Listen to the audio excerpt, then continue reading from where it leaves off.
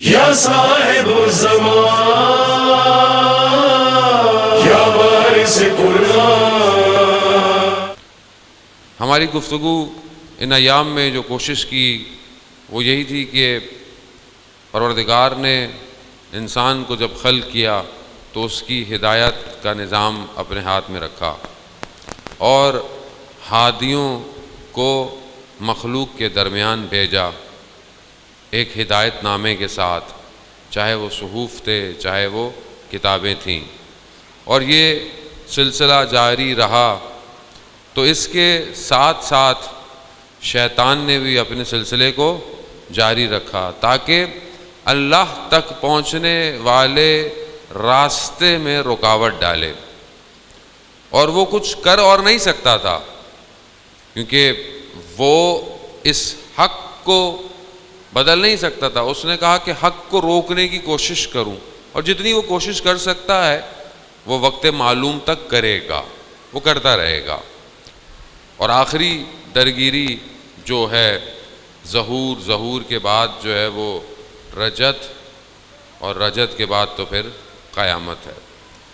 تو اس نے پوری کوشش کی، اور آج وہ دنیا میں جو اس نے اپنا بازار گرم کیا اور کر لیا کہ جو اس کا خاصہ ہے، جو اس کا حصہ ہے کہ مکر، فریب، دھوکہ، جھوٹ، کرپشن، یہ سب اسی کا خاصہ ہے۔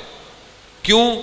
تاکہ بشریت کسی بھی طریقے سے سیدھے راستے پر قائم نہ رہے، لڑکھڑاتا رہے۔ تو ہم سے غلطی کیوں ہوتی ہے؟ بہت ساری غلطیاں ہم اس لیے کرتے ہیں کہ میں اپنی بات کر رہا ہوں، کیوں کرتے ہیں کہ ہم کہتے ہیں خوب اب مجبوری ہے، کیا کریں، سسٹم کا حصہ بن چکا ہے، اگر یہ نہیں کریں گے تو پھر ہمارا گزارا نہیں ہوگا۔ یعنی کیوں؟ یعنی اس نے سسٹم میں یہ پینیٹریشن کی کہ اس سسٹم کو ایسا کر دوں کہ لوگ خود بخود غلط کی طرف چلنا شروع ہو جائیں۔ آج عام معاشرے میں کوئی کام کرتے ہیں، کوئی کام سیدھی طریقے سے ہو سکتا ہے؟ نہیں ہو سکتا۔ آپ بولے مولانا صاحب سیدھی طریقے سے کراتے رہیں تو بس آپ چکر ہی لگاتے رہیں گے، کام نہیں ہونے والا۔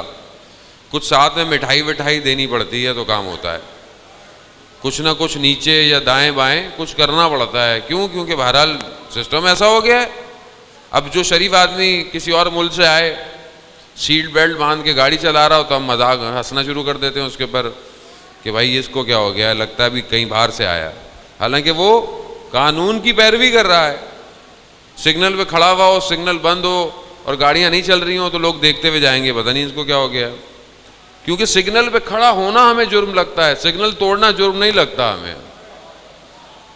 کیوں؟ کیونکہ سسٹم کو اس نے ایسا کرپٹ کر دیا ہے کہ ہمیں وہ کرپٹ سسٹم اب اچھا لگتا ہے، اور اسی لیے اس نے ہر جگہ اپنے نظام کو، اپنے لوگوں کو بھیج دیا ہے۔ عزیزان محترم، ہم کبھی بھی کسی سسٹم کے اندر بڑی جگہ پر نہیں آ سکتے جب تک ہم چھوٹی چھوٹی چیزوں کو صحیح نہ کریں۔ مثال کے طور پر اب آپ یہ گھڑی چل رہی ہے، اب آپ بولیں گے گھڑی خراب ہے، صحیح نہیں ہے سوئیاں، تو خرابی کہاں ہو سکتی ہے؟ سب سے چھوٹا حصہ اگر سیل ڈلتا ہے تو سب سے چھوٹا ہے وہ، یا اگر کہیں جو گراریاں ہیں اس کی ان میں کہیں پرابلم ہے، اب آپ سوئی کو دوبارہ گھمائیں، دوبارہ ٹائم صحیح کریں، پھر خراب ہو جائے گی، پھر صحیح کریں، پھر خراب ہو جائے گی۔ کیونکہ اصل میں اس کے ظاہر میں مشکل نہیں ہے، اس کے باطن میں مشکل ہے، اس کے باطن میں مشکل ہے۔ خوب باطن پہ متوجہ نہیں ہوں میں، اس لیے میں اس کو دور نہیں کر رہا۔ عزیزان محترم، اصل مشکل باطن میں ہے، ہمارے نفسوں میں مشکل ہے۔